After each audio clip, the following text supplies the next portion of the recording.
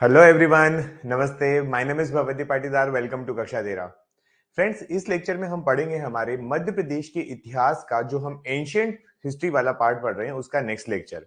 ठीक है, तो इसमें हम क्या पढ़ने वाले हैं वो और हमने प्रीवियस वाले वीडियो में क्या देखा था, इन दोनों के बारे में मैं आपको बताने वाला हूं। तो पहले हम बात करते हैं कि इस वीडियो में आपको क्या पढ़ना है और फिर हम बात करेंगे कि हमने जो प्रीवियस वीडियो में देखा था उसमें हमने कितना कितना पढ़ा था। ठीक है, तो देखिए, आप अगर हमारे एंशियंट वाले पार्ट को देखें, मध्य प्रदेश के प्राचीन इतिहास को देखते हैं और प्राचीन इतिहास में अगर आप मुझसे पूछें कि सबसे ज्यादा दो इंपॉर्टेंट टॉपिक बता दीजिए या सबसे ज्यादा इंपॉर्टेंट दो ऐसे टॉपिक बताइए जिनकी प्रोबेबिलिटी पेपर में आने की सबसे ज्यादा है, तो पता है मैं क्या बोलूंगा आपको? मैं कहूंगा कि आप एक काम करिए, अगर आपको पढ़ना है तो आप मध्य प्रदेश के प्राचीन इतिहास से दो वंश, प्राचीन इतिहास की बात कर रहे हैं वहां से दो वंश स्पेशली, जिसमें एक आपको मौर्यन को पढ़ना है, मतलब मौर्य वंश को पढ़ना है, और दूसरा आपको पढ़ना है गुप्तास, है ना।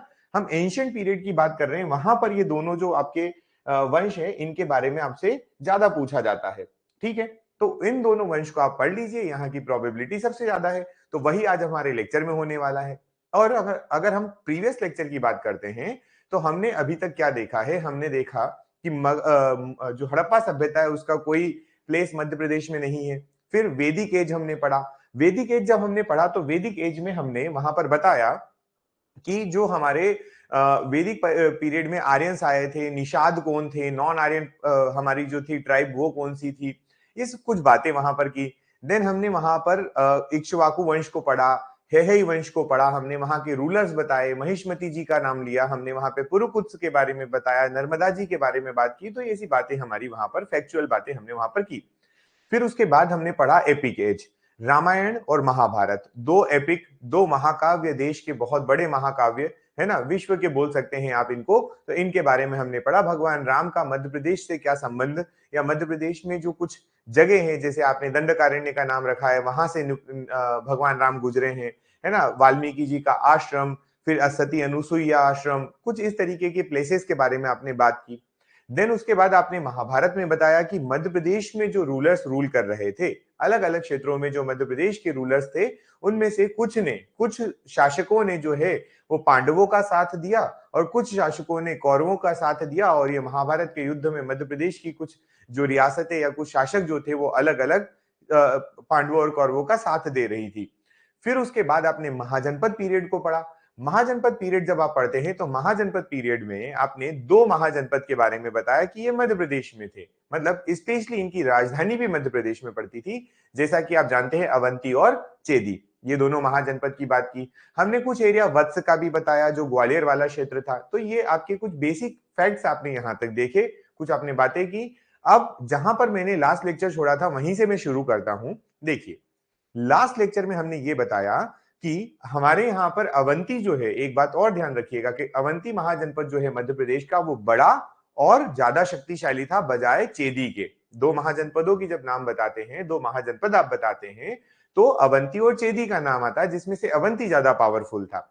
अवंती वाले के समय हम जब पढ़ रहे थे तो हमने बोला कि यहाँ पर चंद्रप्रद्योत रूल करता था, एक महान शासक, प्रतापी शासक, अवंती शासक अवंती का, जिसका नाम क्या था, चंद्रप्रद्योत, जो प्रद्योत डायनेस्टी से बिलोंग कर रहा था। और यही व्यक्ति जो है चंद्रप्रद्योत, इसी व्यक्ति की घनिष्ठ मित्रता थी एक और व्यक्ति जिसका नाम था बिंबिसार, है ना। हमने वहां पर बात की थी कि चंद्रप्रद्योत और बिंबिसार जो है वो कंटेम्पररी है, समकालीन है, इन दोनों की घनिष्ठ घनिष्ठ मित्रता होती है, ये भी हमने देखा। फिर उसके बाद आपने जब बताया कि हमारे यहाँ पर चेदी भी है, और चेदी में आपने जो रूलर बताया तो बताया कि शिशुपाल वगैरह जो यहाँ पर रहे हैं। ठीक, पर at the end of last lecture आपने क्या बात की थी, आपने बताया था कि जो हमारे दोनों हैं अवंती और चेदी, ये आखिरकार मगध में शामिल हो जाते हैं। मगध में शामिल होते हैं मतलब मगध वो वाला क्षेत्र जो आज की डेट में आप बिहार को बोलते हैं, पटना को बोलते हैं। ठीक है, तो इस मगध के रूलर ज्यादा पावरफुल थे। मगध पूरे भारत के महाजनपदों में सबसे बड़ा, सबसे शक्तिशाली जनपद हुआ करता था। और इस महाजनपद के जो रूलर थे उन्होंने मध्य प्रदेश के ये जो महाजनपद थे इनके शासकों को हराया और इनका क्षेत्र अपने अंदर शामिल कर लिया। क्लियर यहां तक बात? तो आपको अब शायद पता चल चुका होगा कि जो हमारी अवंती और चेदी है उनके बारे में अब ज्यादा बात नहीं होगी। जब बात होगी तो अवध, सॉरी, मगध के जो रूलर होंगे वो मध्य प्रदेश में शासन किस तरीके से करते हैं उसकी हम यहाँ पर बात करने वाले हैं। ठीक है, चलिए, उम्मीद करता हूं कि जो स्टोरी मैंने शॉर्ट में खत्म करने की कोशिश की है ये आपको समझ में आई होगी, राइट। चलिए यहां से हम लोग आगे बढ़ते हैं, देखते हैं। समझिएगा, ठीक। अभी आप याद करिए, जब हम हिस्ट्री पढ़ रहे थे, हमने हिस्ट्री का जब इंट्रोडक्शन दिया तो क्या हमने वहां पर आपको एक ट्रिक बताई। उस ट्रिक में हमने ऐसा बोला था क्या कि हसीन माशूका सा शक, है ना। हमने बोला था हसीन माशूका सा शक, ऐसा कुछ, ठीक है। चलिए, तो ये जो आपने बोला था, इस ट्रिक को मैं अभी पूरी नहीं बता रहा हूं क्योंकि मैं ऑलरेडी बात कर चुका हूं इनकी। पर मैं यहां पर आपको बताना चाह रहा हूं कि अब नेक्स्ट कैसे पढ़ना है और क्या पढ़ना है मध्य प्रदेश में। तो देखिए, जब हम बात करते हैं हमारे यहाँ पर अवंती की, किसकी बात करते हैं, अवंती की बात करते हैं।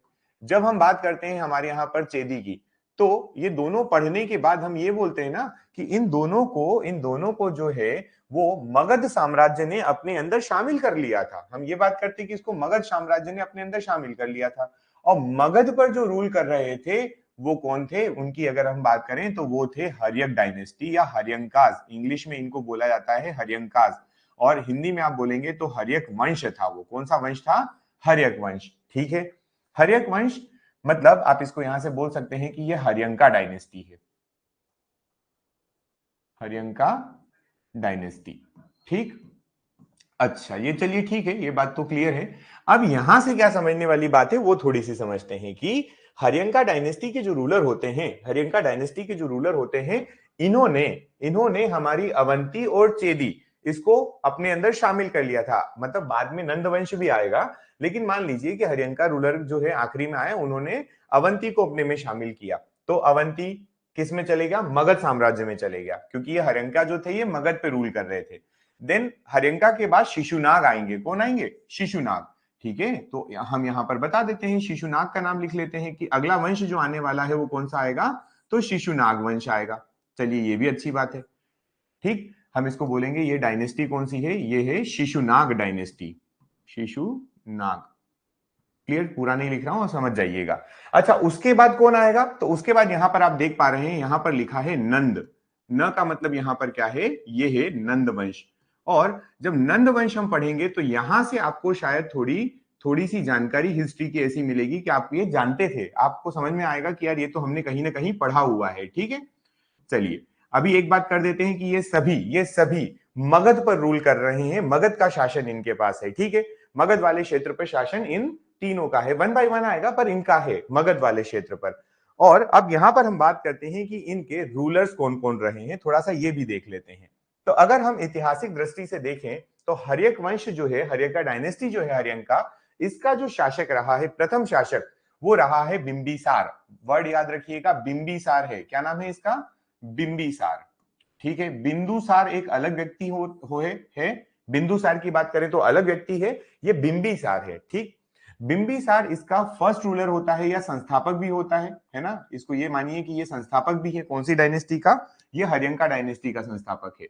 और अगर हम यहां पर बात करें आखिरी शासक कि हमारा हर्यक वंश का आखिरी रूलर कौन रहा है, कौन शासक रहा है, तो वहां पर याद रखेंगे आप नंदी वर्मन का नाम। किसका नाम याद रखेंगे, नंदी वर्मन, ठीक है।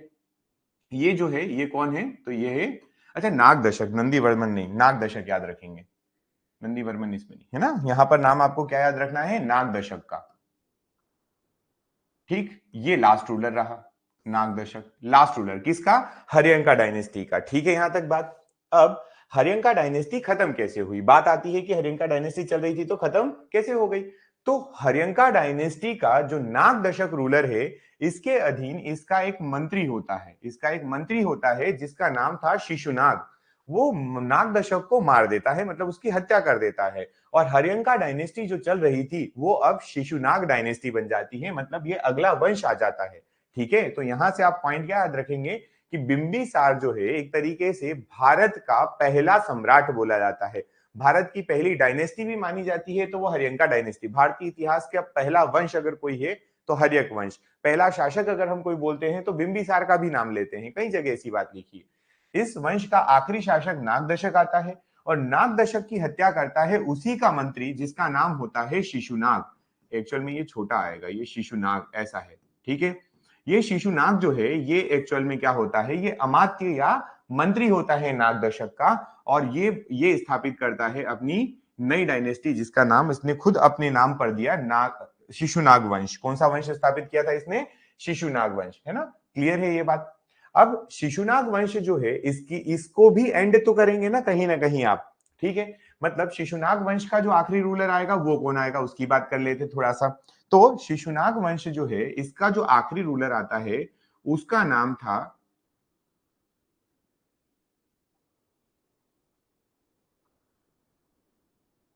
नंदियन।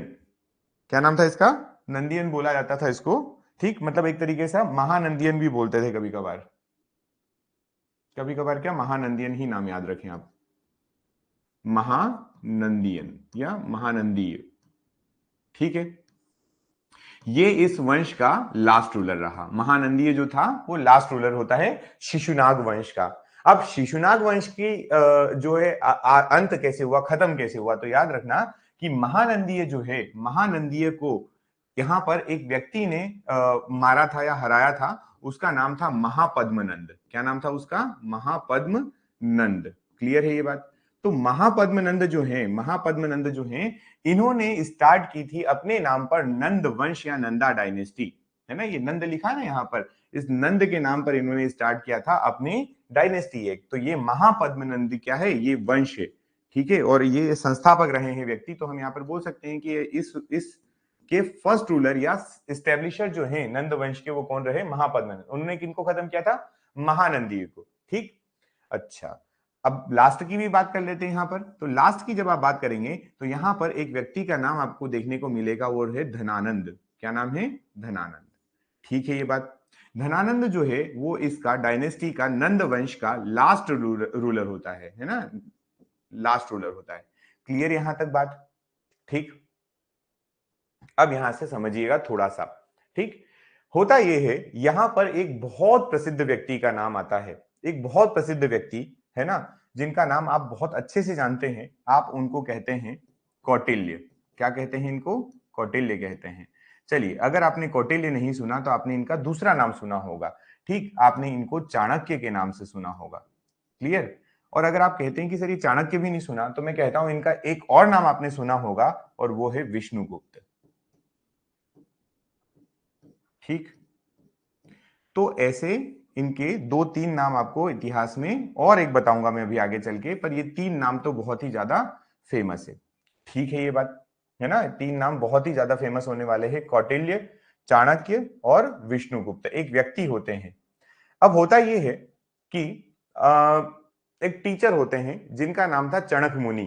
क्या नाम था? चणक मुनि। सुनिएगा, थोड़ी सी स्टोरी है, छोटी सी बता देता हूं मैं शॉर्ट में। चणक मुनि नाम के एक व्यक्ति थे, है ना? विद्वान थे व्यक्ति, और वो विद्वान व्यक्ति जो है, ये एक व्यक्ति का नाम आ रहा है धनानंद यहां पर। ये धनानंद बहुत ही क्रूर व्यक्ति था, है ना? अच्छा शासक नहीं था जनता की दृष्टि से भी, और ऐसे भी ये क्या है, महापद्म शक्तिशाली बहुत था क्योंकि सेना बहुत ज्यादा थी, है ना? शक्तिशाली बहुत था क्योंकि इसके पास सेना बहुत ज्यादा थी। पर ये व्यक्ति जो था थोड़ा क्रूर था, थोड़ा सा निर्दयी था, जनता की नहीं सुन रहा था। ऐसे XYZ इसके कई सारे फैक्टर्स हैं, तो उससे लेना देना नहीं है, आप इस व्यक्ति को नाम याद रखें। होता यह है कि धनानंद जो है, धनानंद को कुछ सजेशन के लिए पहुंचते हैं चणक मुनि, है ना? धनानंद को कुछ सजेशन देने के लिए, कुछ अच्छा बोलने के लिए, अच्छा करवाने के लिए चणक मुनि उसके पास जाते हैं। और धनानंद इतना नाराज हो जाता है, इतना नाराज हो जाता है कि वो चणक मुनि की हत्या करवा देता है। स्पेशली ऐसा बोला जाता है कि उनके दोस्तों को मारा गया था, पर बाद में ये बोला गया कि उनको भी मारा गया था। दो लोग जाते हैं ना, चणक मुनि और एक उनका दोस्त मित्र, दोनों जाते हैं घनानंद के दरबार में उसको कुछ समझाने के लिए। लेकिन घनानंद उसको अपना अपमान समझता है कि मुझे समझाने आए, और उनको मृत्यु दंड दे देता है। अब जब चणक मुनि की हत्या हुई, या चणक मुनि को जब मारा गया, तो चाणक्य, है ना, चाणक्य जो थे ये बहुत छोटे थे उस समय, ठीक है? अब चाणक्य छोटे थे तो इनको इनको इनको किसी का आसरा नहीं मिला, जैसे तैसे ये बड़े हो गए। तो ये जब जंगल में रहते थे, इधर उधर भागते थे, तो ये क्या हुआ, एक बार मूर्छित कहीं एक मुनि को मिल गए, कहीं गिरे हुए थे, इनको बेहोश हो गए थे ये, है ना? जंगल में कहीं बेहोश हो गए, तो एक वहां से कोई ऋषि मुनि निकल रहे थे, उनको ये मिल गए। और ये जब मिले तो उन मुनि जो थे वो इनको अपने घर लेके गए, आश्रम में लेके गए, और वहां पर इनको शिक्षा वगैरह मिली, और वहां से ये व्यक्ति जो है बड़ा हुआ चाणक्य, ठीक? अब पिता की हत्या के बारे में ये जानते थे कि किसने मारा है, घनानंद के आदेश पे हुआ है, तो घनानंद से ये पहले ही नफरत करते थे। इसी बीच होता क्या है होता ये है कि जो एक आपने नाम सुना होगा अलेक्जेंडर द ग्रेट, सिकंदर का नाम है ना, विश्व विजेता सिकंदर जिसको आप कहते हैं। सिकंदर अपने क्षेत्र से जब निकला तो वहां से लगातार इराक ईरान वाले क्षेत्र से जब होकर आ रहा था तो लगातार जीतते हुए आ रहा था। सभी क्षेत्रों को उसने जीत लिया था, बारी थी भारत की। ठीक है, जब सिकंदर भारत पहुंचने वाला होता है तो सिकंदर के सामने यहाँ पर भारत का एक राजा, बहुत फेमस राजा जो नॉर्थ इंडिया में होता है, उत्तरी भारत में होता है, जिसका नाम था पोरस, जो अपने आप में शक्तिशाली राजा था पोरस। उस पोरस राजा के ऊपर सिकंदर का आक्रमण होता है। लेकिन इतिहासकार, यहां पर मैं थोड़ा सा स्टोरी आपको लंबी करके बता रहा हूं, पर ठीक है सुनिए, अच्छी स्टोरी है ये इंडियन हिस्ट्री के पॉइंट ऑफ व्यू से इंपॉर्टेंट है ना। हिस्ट्री और कुछ नहीं, स्टोरी ही है, ये समझ लीजिए, है ना। अपन स्टोरी के फॉर्म में भी हिस्ट्री पूरी पढ़ सकते हैं, जो कि मैं आपको पढ़ाने वाला भी हूँ। ठीक, तो सुनिएगा। होता यही कि सिकंदर जब भारत पहुंचता है तो वहां पर उसको पहला शासक जो सामने मिलता है भारत के द्वार पर, वो मिलता है पोरस। ठीक है, उसने पाकिस्तान वाला क्षेत्र लगभग पार कर लिया था। पोरस मिलता है, और पोरस जो है ये इतना शक्तिशाली राजा होता है कि सिकंदर भी इसकी जो शक्ति है, इसकी शक्तियां, इसके जो प्रभाव से परिचित हुआ, पता चला कि पोरस बहुत शक्तिशाली राजा है। तो सिकंदर ने इसके ऊपर रात में आक्रमण किया था, ऐसा कुछ इतिहासकार बताते हैं। हुआ ये था, उसे पता था कि अगर मैंने पोरस के ऊपर दिन में आक्रमण किया तो पोरस मुझे शायद जीतने नहीं देगा। तो बोला जाता है इतिहासकारों के द्वारा कि पोरस के ऊपर जब आक्रमण किया सिकंदर ने, तो वो बिना बताए और रात में आक्रमण किया। पोरस ने इस बिना बताए या बिना जाने आक्रमण जो उसके ऊपर हो रहा था उसका डट के मुकाबला किया, और बहुत भयंकर लड़ाई के बाद इसमें सिकंदर जीता जरूर, लेकिन सिकंदर इस बात से बहुत प्रभावित था कि जो व्यक्ति तैयार नहीं था युद्ध के लिए, जिस व्यक्ति को आगाह नहीं किया गया था कि आप पे आक्रमण होने वाला है, वो व्यक्ति अगर जीत जाता है या इतना मुझे टफ कंपटीशन देता है, इसका मतलब उसमें कोई तो बात होगी, है ना।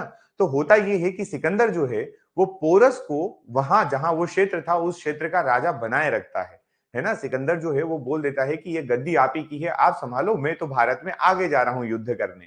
ठीक, अब घनानंद पहले तो हमारे नंद वंश के दरबार में नहीं थे, सॉरी, आपके घनानंद के दरबार में चाणक्य नहीं थे पहले। ठीक है, होता यह है कि कौटिल्य, चाणक्य या विष्णुगुप्त, जो आप कहना चाहें, इनको जब ये बात पता चलती है कि यार जो सिकंदर है वो, अब अलेक्जेंडर जो है वो युद्ध करने आ रहा है, सीधी सी बात है, और जब ये युद्ध करेगा तो पक्की बात है कि ये जो भोग विलास में बैठा व्यक्ति है घनानंद, ये पक्का निपट जाएगा।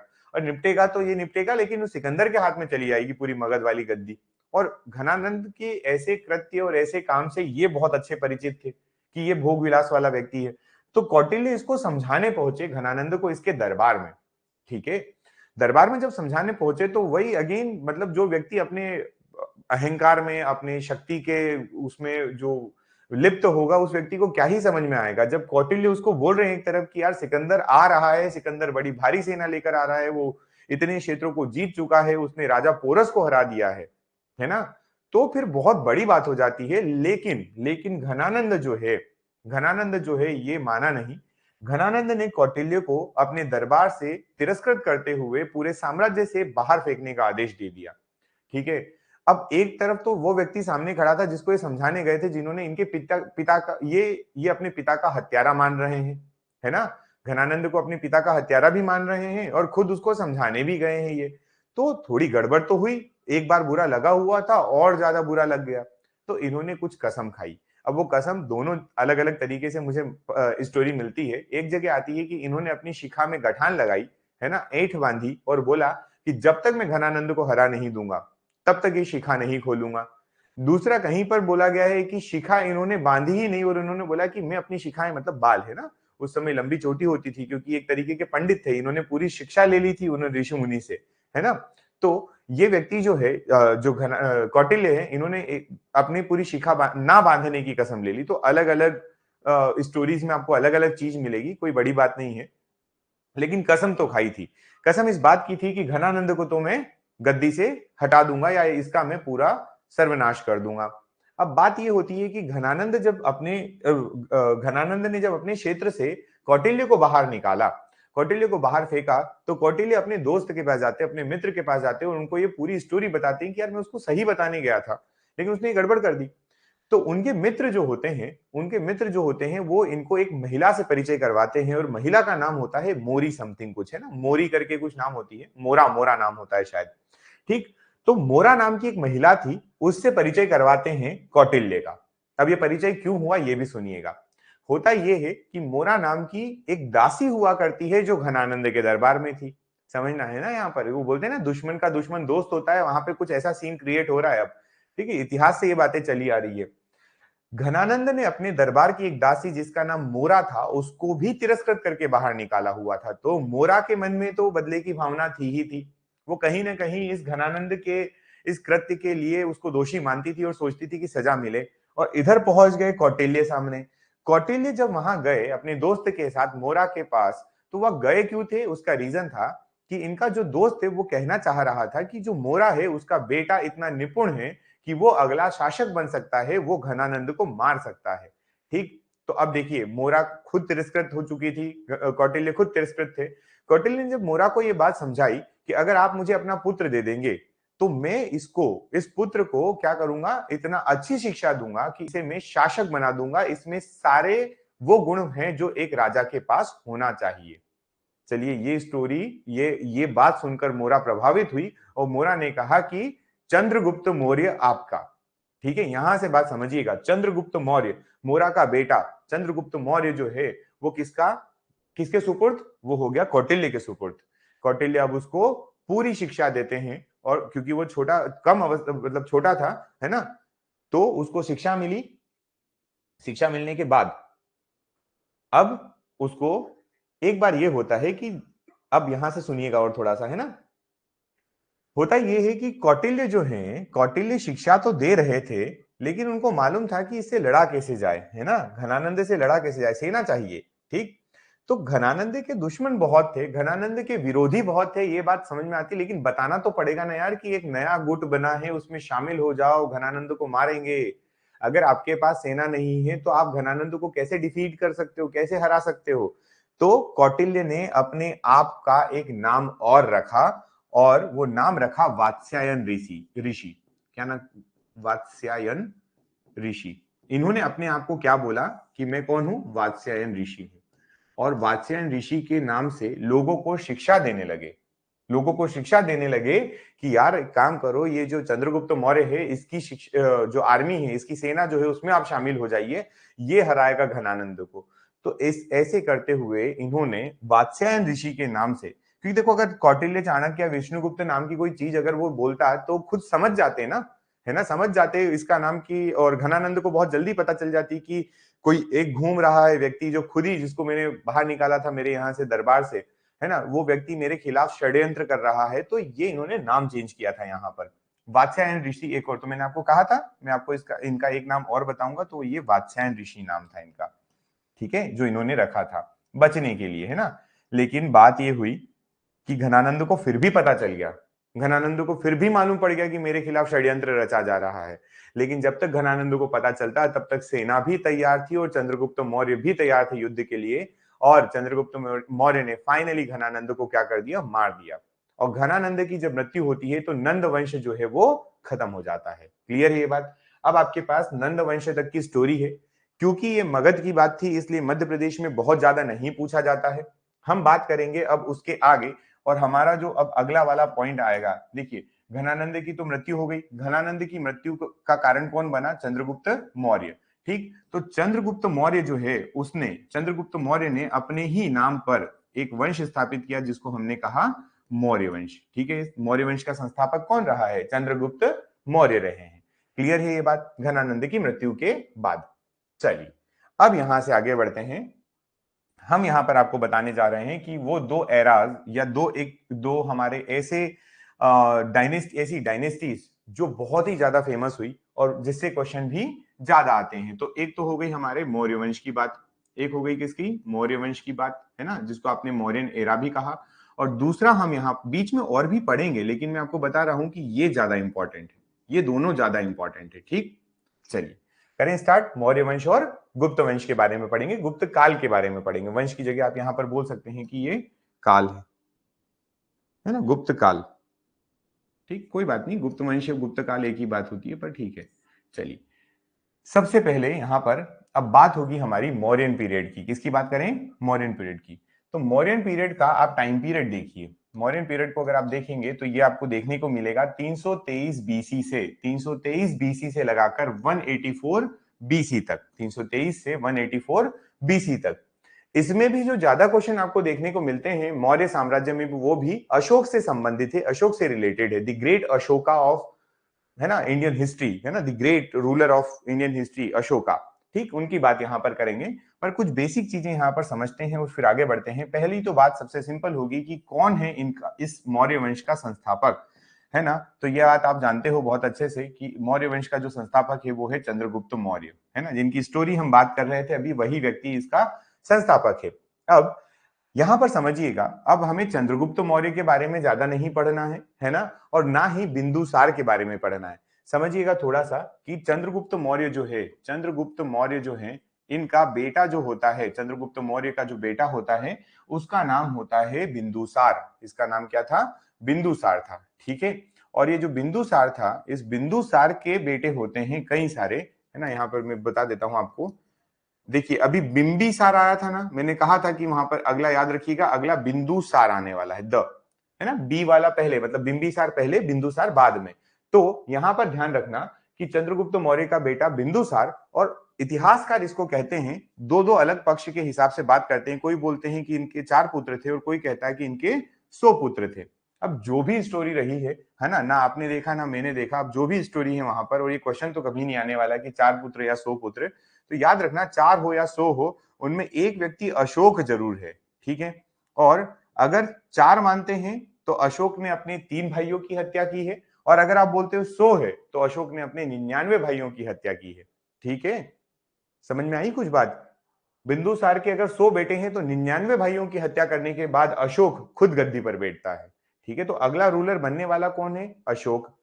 अब अशोक को इतना ज्यादा क्यों पढ़ा जाता है? दी ग्रेट अशोका है, ये बहुत सम्मानीय व्यक्ति हैं, ऐसा अशोक अशोक बोलना अच्छा नहीं लगता, बट ठीक है। ये अशोका को इतना क्यों पढ़ा जाता है? क्योंकि भाई साहब ये मध्य प्रदेश में रूल करते हैं, है ना, और इनका मध्य प्रदेश में कई सारी चीजें, एविडेंस हमें मिलते हैं, हमें यहाँ पर साक्ष्य मिलते हैं इनके, ठीक। चंद्रगुप्त मौर्य जो है ये मगध में बैठे थे, यहाँ पर मध्य प्रदेश में इनका कोई खास रोल नहीं रहा, लेकिन बिंदुसार का भी कोई खास नहीं रहा, लेकिन इनका बेटा अशोक जो है, इसके बारे में याद रखना कि अशोक जो है वो हमारे मध्य प्रदेश का जो उज्जैन वाला क्षेत्र है वहां का गवर्नर था। अशोक कौन था? तो he was the governor of Avanti. ये कौन था? तो गवर्नर ऑफ अवंती था। कैसे पता चला, कैसे पता चला कि अशोक जो है वो अवंती का गवर्नर था? वो हमें एक बुक जिसका नाम दीपवंश है, एक बुक है जिसका नाम क्या है? दीपवंश। इस दीपवंश से पता चला, और ये जो है ये बुद्धिस्ट लिटरेचर है। कैसा है ये? बुद्धिस्ट लिटरेचर, है ना। मतलब बुद्ध के द्वारा, या बुद्ध या उनके अनुयायियों द्वारा जो लिखा जाता है ना, तो उनके अनुयायी नहीं लिखा होगा बुद्धिस्ट लिटरेचर, बुद्ध तो लिखेंगे नहीं। तो दीपवंश नाम का एक लिटरेचर है, एक साहित्य मिला है, उसमें हमें पता चला कि जो अशोक है उसने 11 साल तक, कितने सालों तक? 11 सालों तक अशोक ने गवर्नर की तरह काम किया है। कहां पर? अवंती पर। He ruled in Avanti for 11 years. Capital भी किसको बनाएगा? तो वही आपका उज्जैन वाला क्षेत्र, है ना। अवंती की बात हो रही है तो अवंती को ही अपना कैपिटल, उज्जैन को कैपिटल बनाया।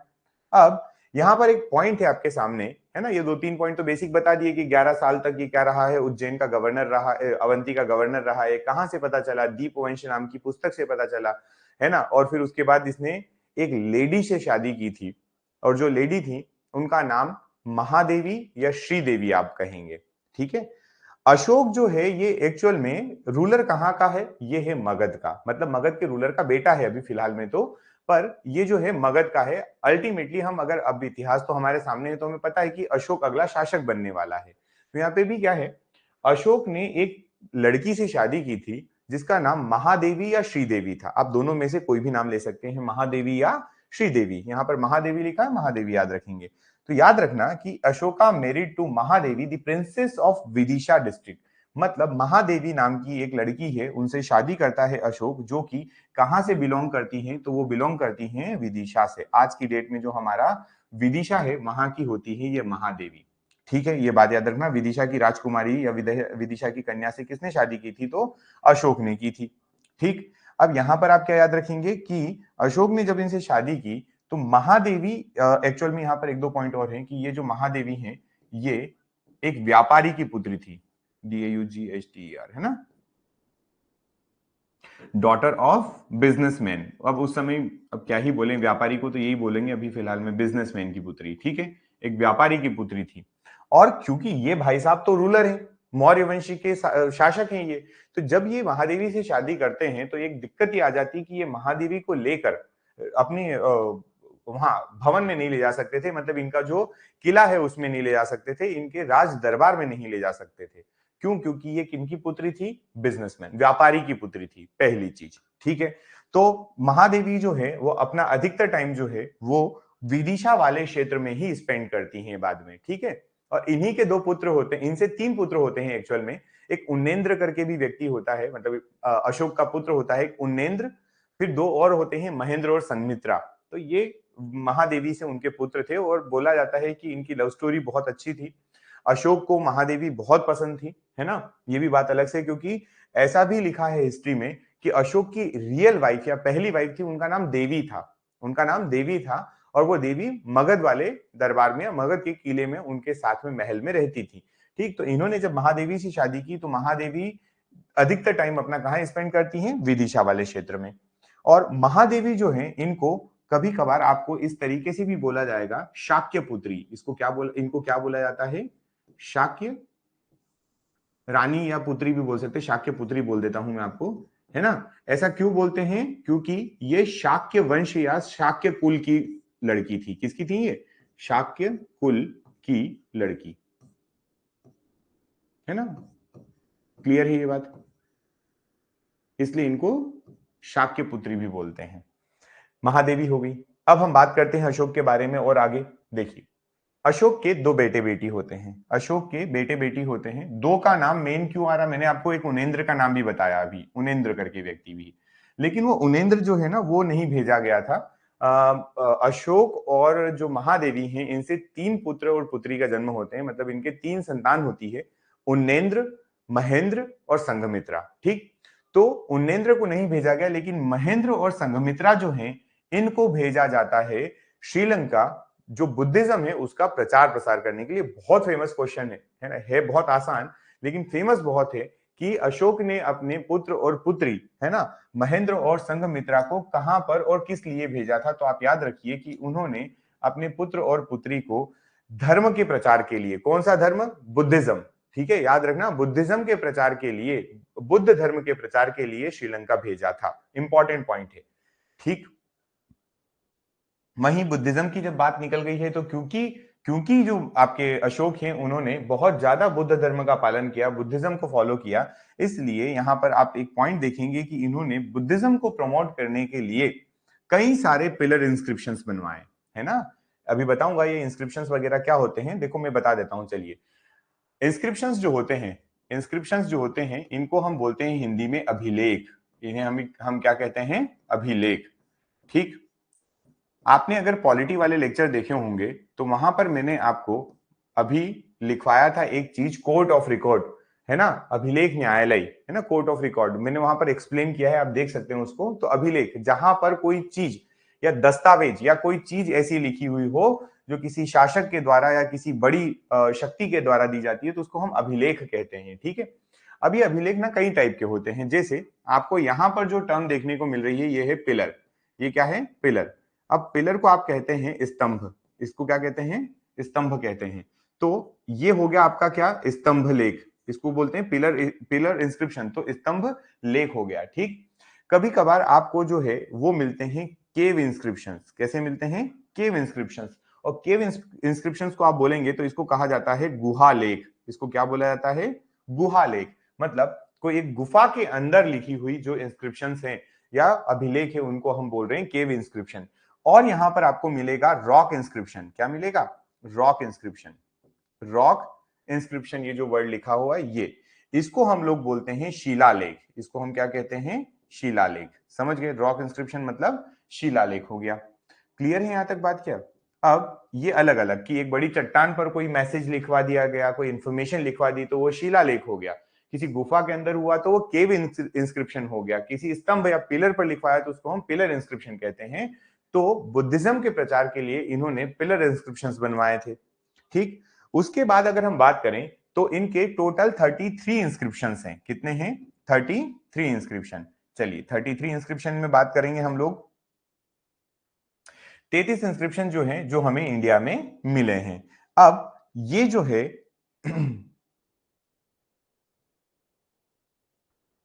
ये ऑल्सो सेटअप इन सांची विदिशा। सेटअप केवल है ना, ऐसे याद रखो। चलो ठीक है, इसको देखो। सांची जो है, पहली बात तो विदिशा में नहीं है। सांची कहां है? सांची जो है ये रायसेन डिस्ट्रिक्ट में पड़ता है। सांची को बसाने वाले व्यक्ति का नाम अगर आपसे पूछ लिया गया गलती से कभी, तो अशोक का नाम लोगे, पर ये कहां पड़ता है? तो ये पड़ता है रायसेन में। कहां पड़ता है? रायसेन डिस्ट्रिक्ट में। ठीक है क्या? इसको भी हटा देना, इन जो लिखा है ना ये टर्म, ये गलत है यहां पर। चलिए बढ़े आगे। ठीक।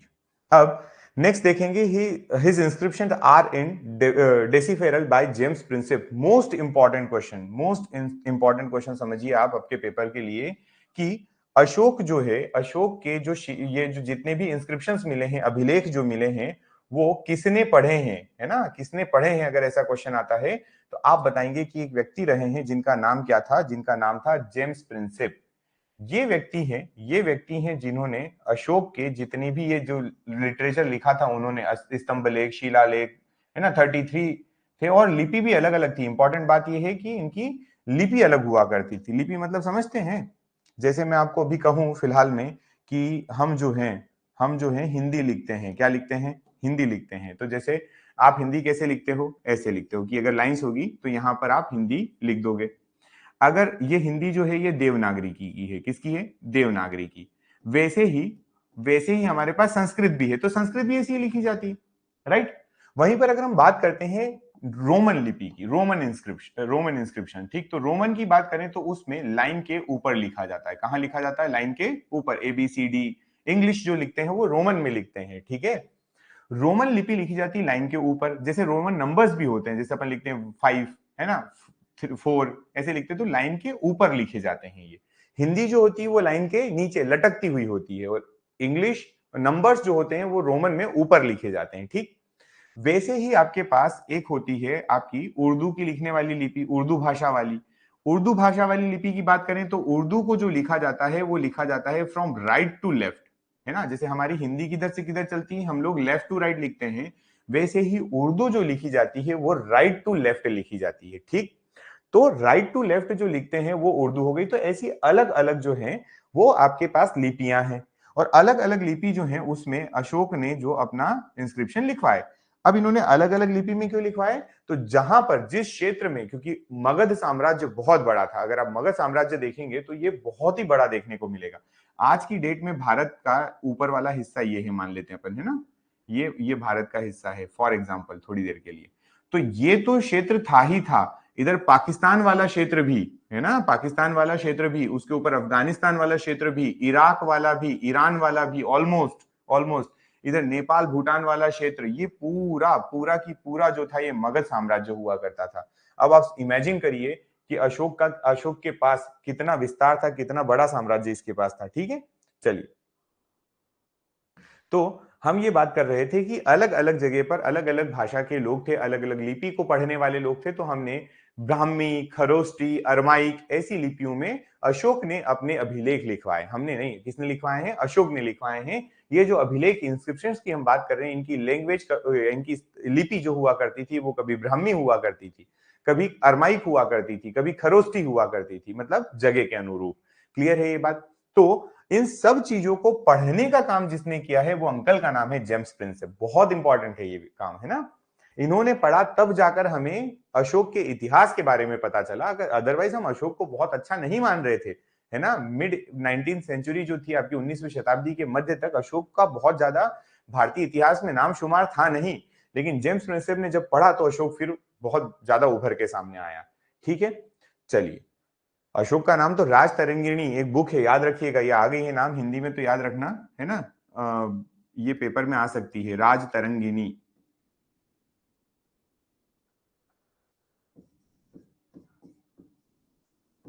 ठीक, ये किसकी बुक थी राज तरंगिणी? तो याद रखना है कल्हण की बुक थी। कल्हण, कल्हण एक रचयिता है इस बुक के, है ना, इनकी बुक थी राज तरंगिणी। नाम याद रखना है, किताब है, ठीक। तो इस राज तरंगिनी में भी लिखा हुआ है अशोक के बारे में, ठीक है, कि प्रतापी राजा है, शादी वादी के बारे में और ऐसी बातें। चलिए आगे देखते हैं। अब अशोक के बारे में मैंने आपको जितनी बातें बताई है तो आप याद रखेंगे ही रखेंगे, जेम्स प्रिंसेप का भी नाम याद रखेंगे। अब यहाँ पे हमें देखना है कि मौर्य साम्राज्य या अशोक, है ना, इनके टाइम के इंपॉर्टेंट एडिक्ट्स, है ना, या फिर रॉक इंस्क्रिप्शंस कौन से रहे। अब दो चीजें हैं, मैं आपको बता देता हूं। आप एक डेटा से इमेजिन करिएगा कि अशोक जो है ना, अशोक जो है ना, अशोक के नाम पर ऐसा लिखा है हिस्टोरियंस ने कि इसने 84,000 स्तूप का निर्माण करवाया था। ठीक, कितने स्तूप बनवाए थे इसने? 84,000 स्तूप। आज की डेट में ये सभी नहीं है, सभी क्या बहुत कम है, लेकिन इसने 84,000 स्तूपों का निर्माण करवाया। अब आप इस चीज को इमेजिन करिए जरा, 84,000 स्तूप जो व्यक्ति बना सकता है वो कितने रॉक इंस्क्रिप्शन लिखवा सकता है, कितने पिलर इंस्क्रिप्शन, क्योंकि स्तूप बनाना बड़ी बात थी उस समय, लेकिन ये रॉक इंस्क्रिप्शन तो उस पर खुदाई करके कट करके राजा का जो संदेश होता वो छाप देते। तो अशोक के बारे में देखिए यहाँ पर कुछ बातें लिखी हैं, और पूरे मौर्य वंश की, केवल अशोक की नहीं, लेकिन ये आपको डायरेक्टली पेपर में देखने को मिलेगी और आपको ऐसे ही याद रखना पड़ेगा। आपको ये बोल देगा कि बताइए गुर्जरा अभिलेख जो है, गुर्जरा अभिलेख जो है ये कहाँ है या कहाँ मिलता है, ये कहाँ मिला है। अगर ऐसा क्वेश्चन पूछ लिया तो आपको बताना पड़ेगा कि भाई साहब गुर्जरा जो है वो दतिया में है ना। तो हम यहाँ पर देखते हैं हमारे वन बाय वन। एक आता है रूपनाथ, एक क्या है, रूपनाथ नाम है। ये रूपनाथ जो आपका अभिलेख है, ये अभिलेख कटनी में मिलता है। कहाँ मिलता है? कटनी में। अब कटनी जो है वो 1998 में जिला बनता है, ठीक है। कटनी उसके पहले जबलपुर का हिस्सा हुआ करता था। किसका हिस्सा हुआ करता था? जबलपुर का। अब जबलपुर का हिस्सा होगा तो रूपनाथ अभिलेख के लिए आपको डेटा कई बार जबलपुर के नाम से मिलता है, लेकिन वो जबलपुर वाला सही नहीं है। आंसर जो है वो कटनी है, ठीक। हाँ, अगर पेपर में नहीं आता है और पेपर में आ जाता है कि अब आपके पास ऑप्शन नहीं बचा, then you can go for Jabalpur, ठीक है। लेकिन आज की डेट में अगर देखा जाए, रियलिटी जो है वो तो कटनी वाले क्षेत्र में आपको रूपनाथ देखने को मिलेगा। सेकंड जिसपे मैंने एरो अभी बनाया है, ये आपका है गुर्जरा अभिलेख। कैसा अभिलेख है? नाम क्या है इसका? गुर्जरा अभिलेख। अगर इस गुर्जरा अभिलेख को देखोगे तो ये मिल रहा है आपको दतिया में। कहां मिल रहा है? दतिया में। लेकिन उसके बाद जो एक पॉइंट लिखा है वो बहुत इंपॉर्टेंट है, और वो लिखा है देवनाम प्रिय। क्या लिखा है? देवनाम प्रिय। ये देवनाम प्रिय जो है, ये देवनाम प्रिय जो है, ये अशोक का दूसरा नाम है, ठीक है। अशोक के कई सारे नाम रहे हैं, है ना, प्रियदर्शी, देवनाम प्रिय और ऐसे कई सारे नाम रखे गए। तो अशोक का अन्य नाम मैं यहां पर लिख रहा हूं, अशोक का अदर नेम, अशोक का अन्य नाम। अब ऐसा भी बोला जाता है कि अशोक ने जो है वो ये नाम खुद से लिया था। अशोक ने ये जो नाम है ये खुद से लिया था। वो अपने आप को देवताओं का प्रिय कहता था, है ना। इसका मीनिंग जो है वो क्या है? देवनाम प्रिय का, देवताओं का प्रिय।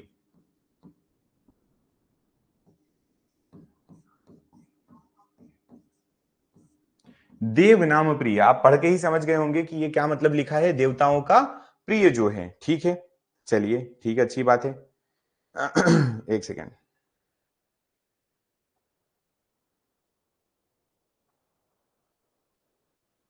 चलिए, तो ये हो गई बात अपनी देवताओं का प्रिय। उसके बाद आपको अगला जो बताना है वो है सारो मारो। अगला क्या बताएंगे आप? सारो मारो। सारो मारो कहाँ है? शहडोल में।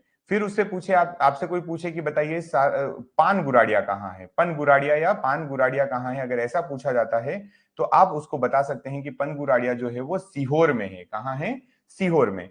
फिर एक कसरावद आता है, कसरावद में भी स्तूप वगैरह मिलते हैं और हमें क्या मिल रहा है? Rock inscriptions. फिर हम बात करते हैं भान्यपुरा की। किसकी बात करते हैं? भान्यपुरा। ये भान्यपुरा इंपॉर्टेंट है। भान्यपुरा कहाँ है? सीहोर में है। आपको ये सारे नाम याद रखना पड़ेंगे, किसी भी तरीके से आप याद रखें इनको, लेकिन ये आपको नाम याद होना ही चाहिए, ठीक है, ये बात है ना। फिर हम बात करते हैं करीला की। किसकी? करीला। करीला जो है ये जबलपुर में है। करीला कहाँ है? जबलपुर में है। भान्यपुरा मैंने आपको सीहोर में बताया, करीला कहाँ है? जबलपुर में है। बात करें सतधारा की, तो सतधारा जो है इंस्क्रिप्शन जो है वो सांची में है। और कारी तलई की अगर हम बात करते हैं तो कारी तलई जो है वो आज की डेट में कटनी में पड़ता है। क्लियर है क्या ये बात? है ना।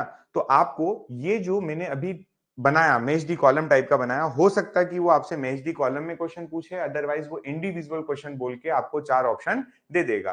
53 डिस्ट्रिक्ट वाला जिला देश प्रदेश आपका, आपको अगर कुछ दे दिया तो कंफ्यूज ज्यादा होंगे, समझ में कम आएगा। तो यह याद रखना ही है, बिल्कुल याद रखना है।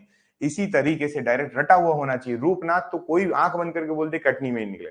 गुर्जरा तो दतिया बोल ही देना किसी भी तरीके से। सारो मारो तो बता देना शहडोल में है। पान गुराड़िया तो बोल देना सीहोर में है। कसरावत तो बोल देना निमाड़ में है। भान्योपुरा अगेन सीहोर में है। करीला कहाँ है? जबलपुर में है। सतधारा कहाँ है? सांची में है। और कराई तलई कहाँ है? तो कारी तलई कहाँ है? तो कटनी में है। ठीक, क्लियर है?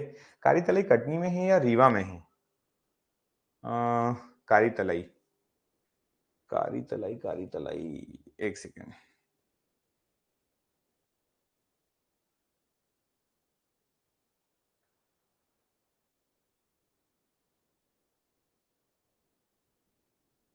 ओके, कटनी करेक्ट है ना। कारी तलाई जो है ये कहाँ है? कटनी में ही है। ठीक है, कोई इशू नहीं।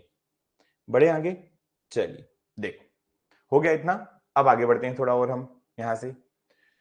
अगला पॉइंट इसको मैं हाईलाइट कर देता हूं पहले, इंपॉर्टेंट है क्योंकि ये है ना, आपको ये याद करना ही है किसी भी हालत में। ठीक,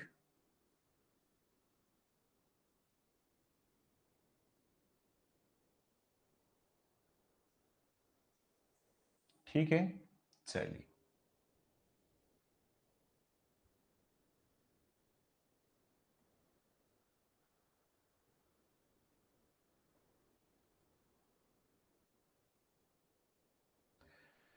अच्छा, अगला हम देखने वाले हैं यहां पर कुछ स्तूप। ये भी इंपॉर्टेंट पॉइंट है, ये भी इंपॉर्टेंट पॉइंट है। ठीक,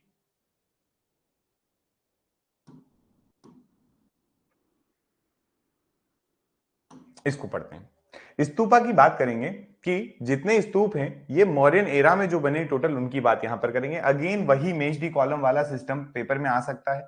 क्वेश्चन तो कई बार पूछे गए हैं। बात कर लेते हैं इनकी वन बाय वन, है ना। हमारे पास जितने स्तूप हैं इन सबकी हम एक एक करके बात कर लेते हैं। चलिए देखो,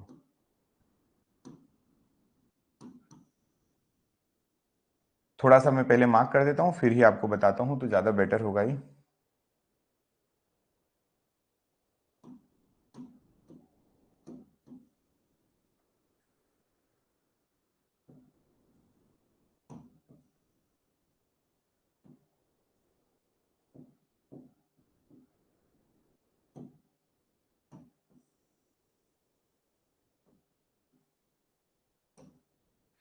ठीक है, देखते हैं।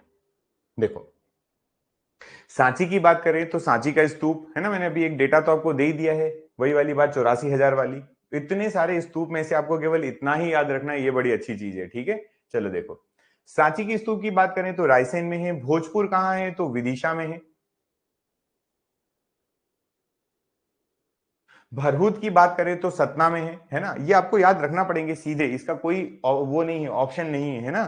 ठीक, फिर उसके बाद हम बात करेंगे अगला तुमेन अभिलेख, बहुत इंपॉर्टेंट है ये। ठीक है, बहुत इंपॉर्टेंट है कि हमारा तुमेन जो है वो स्तूपा जो है ये कहाँ है। ठीक है, चलिए।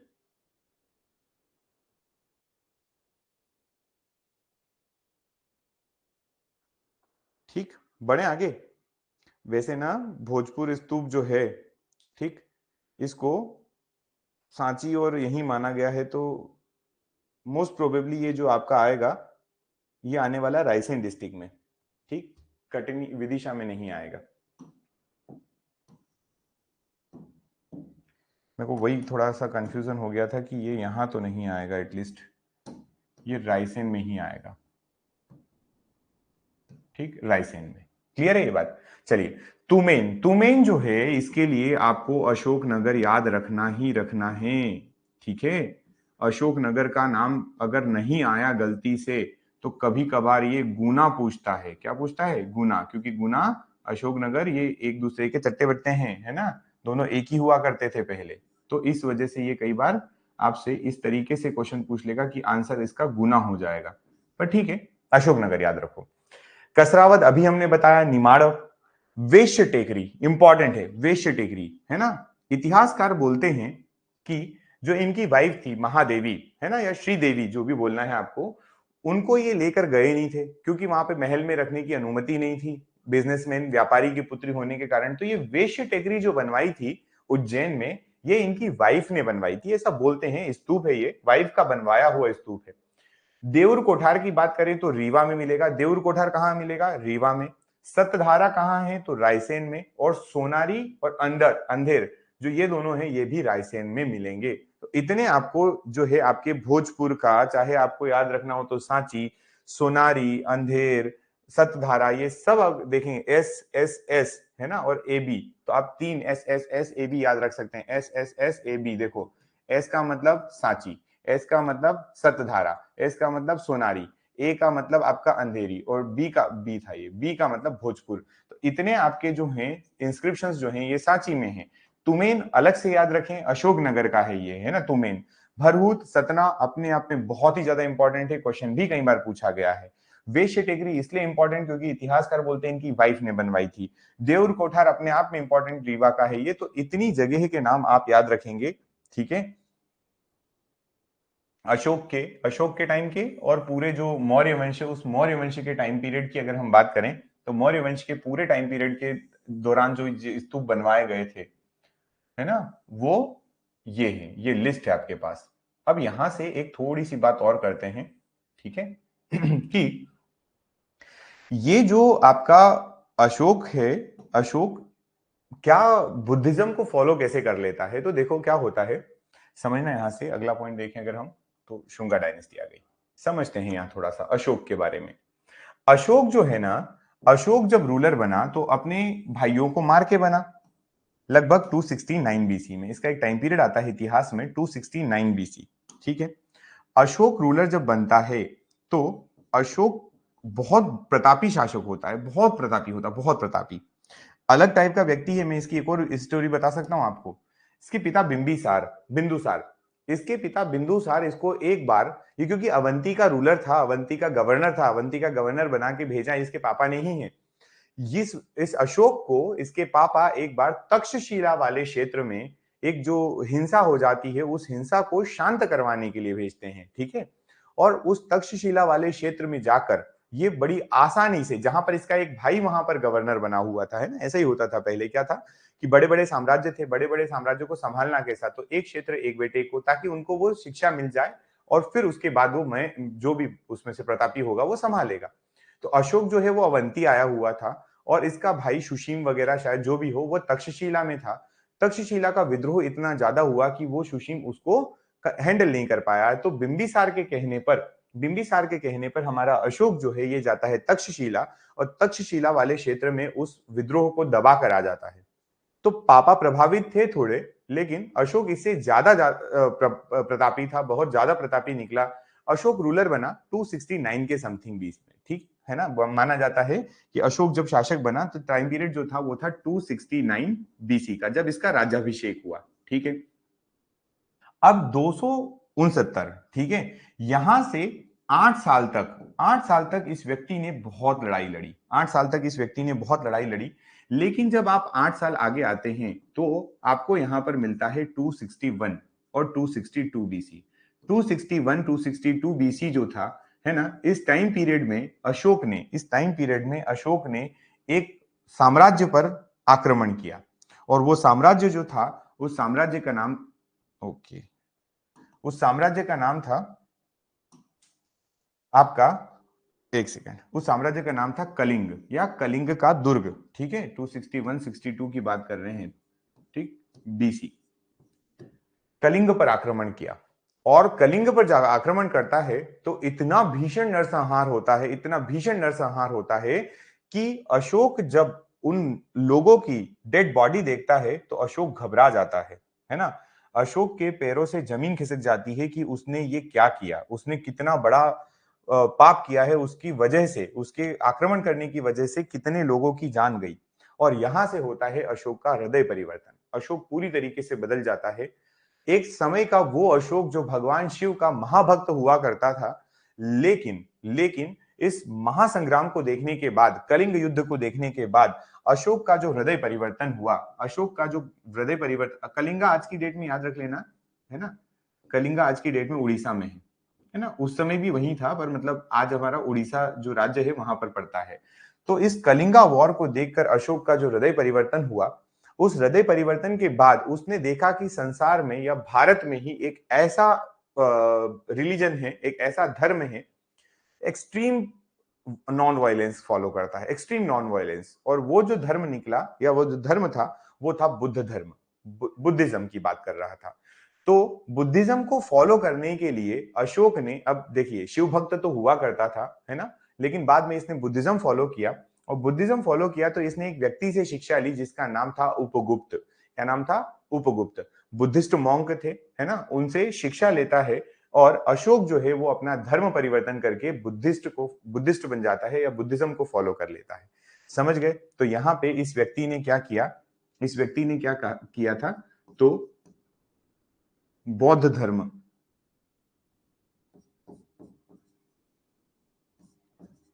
अपनाया। समझ गए? इसने क्या फॉलो कर लिया था, किसको एक्सेप्ट कर लिया था? तो बुद्ध धर्म को अपना लिया था। ठीक है ये बात, चलिए बहुत बढ़िया, इतना समझ में आ गया, क्लियर यहां तक? ठीक है। अब यहां से एक गड़बड़ और होती है, सुनिएगा। इस गड़बड़ को होता यह है कि व्यक्ति तो बड़ा खूंखार है, कोई डाउट नहीं इस बात में कि व्यक्ति बहुत खूंखार, लेकिन दिक्कत यह है कि यार जो व्यक्ति इतना खूंखार है, अगर वो युद्ध करना बंद कर देगा और उसके बेटी को वो श्रीलंका भेज रहा है शांति वाले या नॉन वायलेंस वाले जो है धर्म का प्रचार प्रसार करने के लिए, तो पहली बात तो ये कि आप क्षत्रिय, या हमारे यहाँ पे जो एक चीज चलती है कि आप क्षत्रिय हैं, आप अगर कहीं के शासक है तो आपका धर्म है लड़ाई करना, आप लड़िए और जीतिए दूसरे साम्राज्य को, है ना, और अपने साम्राज्य की भी रक्षा कीजिए। तो अशोक के टाइम पे तो ये सारे नाटक इसलिए नहीं हुए कि अशोक को उस 8-9 साल में उसका जो प्रताप था, उसकी जो शक्ति थी, उससे सब सब सहमत थे, सब डर रहे थे, सब जानते थे कि अशोक है कौन आखिरकार। लेकिन जब अशोक जाता है, अशोक की जब मृत्यु होती है, तो इसके बेटे बेटी, अशोक महेंद्र संघमित्रा तो है नहीं, इसके जो शासक बने अगले, जो अगले सक्सेसर आए इस वंश के, वो सक्सेसर इतने पहली बात तो उन्होंने अपने पिता, अपने दादा, इनको कभी भी युद्ध करते नहीं देखा है ना। जैसे एक दशरथ करके नीचे रूलर आने वाले हैं अशोक के बाद, ठीक, तो उन्होंने कभी भी अपने पूर्वजों को युद्ध करते हुए नहीं देखा। दूसरी बात ये कि जब लोगों को ये बात पता चल गई कि अशोक नहीं लड़ रहा है, उसके पुत्र नहीं लड़ेंगे, तो यहां पर एक चीज और होती है, और वो ये चीज थी कि इनके ऊपर आक्रमण होने लगता है ना। अब मौर्य वंश पर आक्रमण हुआ, एक ऐसा शासन, एक ऐसा वंश जिसके प्रताप के बारे में, जिसका मैंने आपको क्षेत्र बताया अभी, वो वंश, उसके ऊपर आक्रमण होता है और वो खत्म होने की कगार पे आ जाता है। ठीक है, ये बात ध्यान रखिएगा। तो अशोक की वजह से भी आपका मौर्य वंश आखिरी में खत्म होता है। तो कैसे खत्म होगा, तो हम यहाँ पर एक बात कर लेते हैं कि हमारा ये जो वंश है, कौन सा वाला? मौर्य वंश। इसका जो लास्ट रूलर अगर कभी आपसे पूछा जाए कि who was the last ruler of the Mauryan dynasty, तो यहां पर आप उसको बड़े प्यार से बताना कि मौर्य वंश जो है, मौर्य वंश जो है उसका अंतिम शासक जो था, जिसके बाद ये वंश खत्म हो गया, अंतिम शासक जो था वो बृहदत्त था। बृहदत्त, ठीक है। ये बृहदत्त जो था, इसको मारा गया, और इसको मारने वाला भी इसका अमात्य था, है ना, ये भी बात ध्यान रखना। बृहदत्त जो था, इसको मारा तो गया, लेकिन इसको मारने वाला कौन था? इसका अमात्य। अमात्य का मतलब होता है मंत्री, ठीक है। तो चलिए हम बात करते हैं शुंगा डायनेस्टी की। वो व्यक्ति कौन था? तो पुष्यमित्र शुंग था, ठीक है। किसने मारा बृहदत्त को? तो पुष्यमित्र शुंग ने मारा।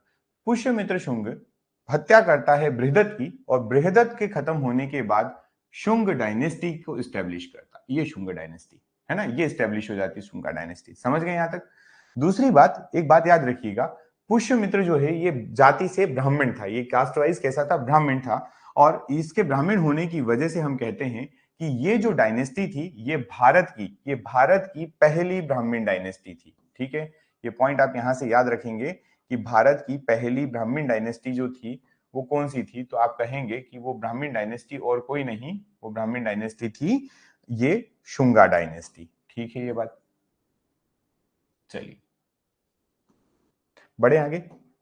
अब इंपॉर्टेंट यहां पर यह भी है कि यहां से आप याद रखें कि इनकी कैपिटल क्या थी, तो पाटलिपुत्र थी। पाटलिपुत्र वही आज का पटना, पटना का पुराना नाम पाटलिपुत्र है। ठीक, अब नेक्स्ट देखिएगा, पुष्यमित्र शुंग जो है, इसके बारे में आपको याद रखना है कि पुष्यमित्र शुंग ने, ऐसा इतिहासकार मानते हैं कि पुष्यमित्र शुंग जो है ये ब्राह्मण जाति का था। किसका? ब्राह्मण जाति का। और ब्राह्मण जाति के होने की वजह से ये कौन से धर्म का पालन करेगा? हिंदू धर्म का। तो ऐसा माना जाता है कि इसने ना वो जो कई सारे जो स्तूप बने हुए थे उनको डिस्ट्रॉय करने में, मैंने जो 84,000 आपको डेटा दिया अभी एक, कि 84,000 स्तूपों के बारे में जानकारी मिलती है कि ऐसे इतने बनाए थे उसने, गए कहां? तो मानते हैं कि पुष्यमित्र शुंग ने स्तूपों को खत्म करने का काम किया था। लेकिन कहीं कहीं पर ऐसा भी पता चलता है कि पुष्यमित्र शुंग जो है उसने तोरण द्वार बनवाया है सांची और भरहूत के स्तूप का। तोरण द्वार का मतलब क्या है? अगर आप स्तूपा देखेंगे, सुनिएगा मेरी बात ध्यान से, अगर आप स्तूप देखेंगे तो आपको स्तूप केवल ऐसा दिखाई देगा।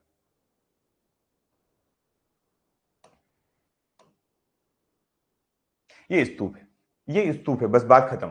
ठीक, इसका तोरण द्वार, इसकी रेलिंग वगैरह कुछ नहीं, ऐसे स्तूप बनाए जाते थे पहले जब बनाए गए। ठीक है, फिर बाद में हुआ ये कि इसके आसपास तोरण द्वार बनाए जाने लगे। तो यहां पर आपको आज की डेट में ऐसा देखने को मिलेगा। ठीक, ये यहां ऐसा हो जाएगा और यहां पर एक बड़ा सा गेट होता है। ठीक, और ये पूरी रेलिंग है पीछे तक ऐसी, ये स्तूप होता है। आज की डेट में आपको ऐसा दिखने को मिलेगा। ठीक, और यहां पर परिक्रमण पाथ है, ये वाला परिक्रमण पाथ होता है ये।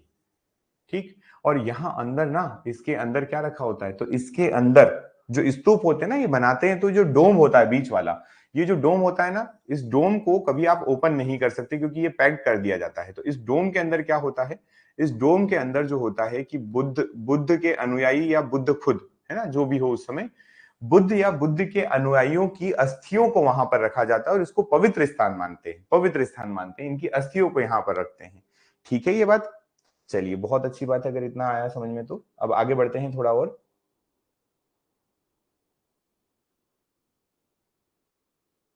चलिए देखिए, क्लियर इतना? अब भरूच स्तूप, सतना वाला, सांची रायसेन वाला, आगे बढ़ते हैं। अब इनका एक बेटा है ना, पुष्यमित्र शुंग का बेटा, जिसका नाम अग्निमित्र। पुष्यमित्र शुंग का बेटा कौन? अग्निमित्र। मित्र लिखा है, याद रख लेना, मित्र लिखा हुआ है इसमें। तो पुष्यमित्र शुंग का बेटा होता है अग्निमित्र। और ये जो अग्निमित्र होता है, इस अग्निमित्र की एक स्टोरी के बारे में हम पढ़ेंगे जो मालविका के साथ में थी। कालिदास जी उसके ऊपर मालविका अग्निमित्रम लिख देते हैं। तो ये जो है बाद में एक स्टोरी लिखी गई इनके ऊपर, नाटक लिखा गया मालविका अग्निमित्रम। वो अग्निमित्र और उसकी प्रेमिका मालविका के ऊपर बेस्ड था। ठीक है, चलिए पढ़ते हैं आगे कि जो हमारे पुष्यमित्र शुंग है वो अग्निमित्र को भेजते हैं विदिशा वाले क्षेत्र में गवर्नर बनाकर। तो मैंने आपको पहले भी बोला है कि विदिशा का, लास्ट लेक्चर में बताया था कि विदिशा को जो नाम है वो भेलसा है, बेस नगर है ना। भेलसा, बेस नगर दोनों किसको बोला जाता है? विदिशा को बोला। दशार्ण भी किसको बोलते हैं? विदिशा को कहते हैं, तीनों नाम। तो अग्निमित्र कहां का गवर्नर होता है? तो विदिशा का गवर्नर होता है, राइट। चलिए, फिर उसके बाद आती है बात मालविका अग्निमित्रम की। मैंने अभी बोला आपको कि मालविका अग्निमित्रम लिखी जाएगी। क्यों, कौन लिखेगा? तो ये लिखेंगे स्वयं कालिदास जी, जिनको हम बोलते हैं शेक्सपियर ऑफ इंडिया। ठीक है, शेक्सपियर ऑफ इंडिया बोला जाता है कालिदास जी को, उन्होंने ये पुस्तक लिखी है। क्लियर? चलिए, कालिदास जी बुक लिखते हैं किसके ऊपर? तो लव स्टोरी होती है मालविका, मालविका और अग्निमित्र की। लव स्टोरी किसकी है? मालविका और अग्निमित्र की। ये सब कैपिटल बना लेना, ये सब हो गया टाइपिंग में सब छोटा छोटा। ठीक, चलिए बढ़े आगे। नेक्स्ट है, Kalidas was in the court of Agnimitra. ऐसा माना गया है कि क्योंकि इन्होंने ये बात लिखी है ना, क्योंकि इन्होंने ये बात लिखी इसलिए बोलते हैं कि कालिदास किसके कोर्ट में रहे?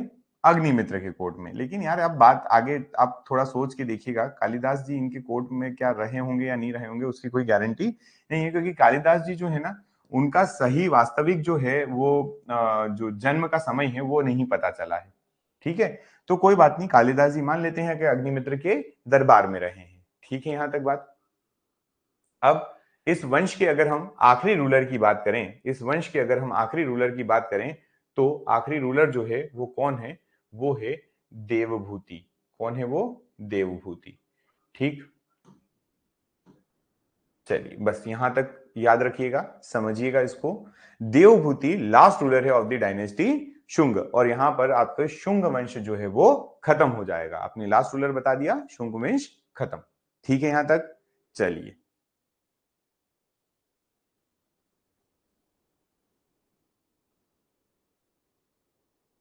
अब कुछ बात कर लेते हैं फैक्ट्स की। इससे रिलेटेड जो हमारे शुंग वंश के रिलेटेड यहाँ पर फैक्ट्स आते हैं उनकी भी बात कर लेते हैं। कुछ इंपॉर्टेंट फैक्ट्स हैं ये, ठीक देखेंगे। चल पहले नंबर पे देखिए, पॉइंट लिखा है कि during the eighth ruler of this dynasty Bhagabhadra, ठीक, या फिर भागमित्र, पुष्यमित्र, शुंग, अग्निमित्र, मित्र मित्र तो चल ही रहा है तो मित्र यहां भी आएंगे, ठीक। तो भागभद्र या भागमित्र ये आठवां रूलर होता है इस डायनेस्टी का, जिसके टाइम पर एक यान्टियालकिड्स, यान्टियालकिड्स या यान्टियालसिडास जो है, इसका एक देव दूत आता है, देवदूत बोल रहा था मैं, इसका एक दूत आता है, राजदूत, जिसका नाम होता है हेलियोडोरस। इसका नाम क्या होता है? हेलियोडोरस। बहुत इंपॉर्टेंट व्यक्ति हैं हेलियोडोरस, ठीक है। और हेलियोडोरस किसके शासनकाल में भारत आया, ये कई बार क्वेश्चन पेपर में पूछा हुआ है। तो आप याद रखना कि हेलियोडोरस जो भारत आया था वो किसके शासनकाल में आया था? वो आया था भागभद्र के टाइम पर। किसके टाइम पर?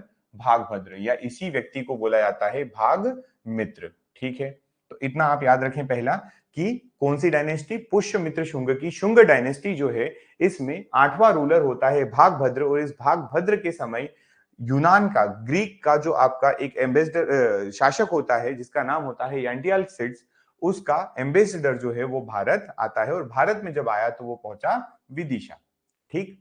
ये जो विदिशा पहुंचता है तो विदिशा में ये क्या करता है, वहां रहता है और गरुड़ स्तंभ का निर्माण करवाता है। किसका स्तंभ करवाता है? ही कंस्ट्रक्टेड, देखिए ये लिखा है, he constructed pillar is known as Garuda pillar या गरुड़ स्तंभ, ठीक है। इसी को बोलते हैं खंबाबाबा। इसको क्या बोलते हैं? खंबाबा।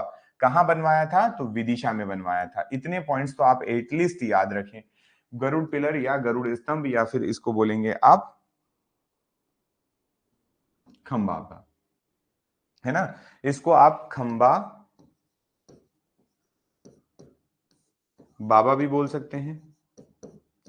और इसको कहीं कहीं पर ना